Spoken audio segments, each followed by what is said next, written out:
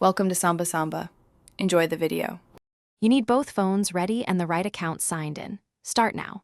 On phone A, open Google Pay, tap your profile, and verify the Google account you'll use for payments. Once done, enable NFC and location so contactless payments work. This is essential because the tap feature requires hardware and permissions. Make sure Play Services and Google Pay are updated. On phone B, sign into the same Google account or the secondary account you plan to use, depending on whether you want shared cards or separate profiles. Now add or share the cards you'll use. On phone A, tap Payment Methods and add a card.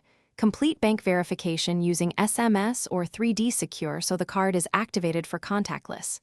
If you want the same card on both phones, sign into the same Google account on phone B and add the same card or accept the shared payment method.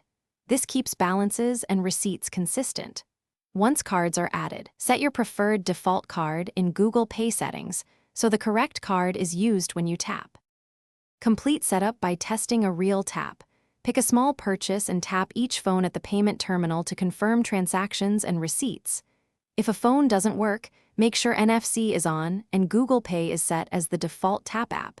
Then clear the app cache and restart the device to refresh tokenization.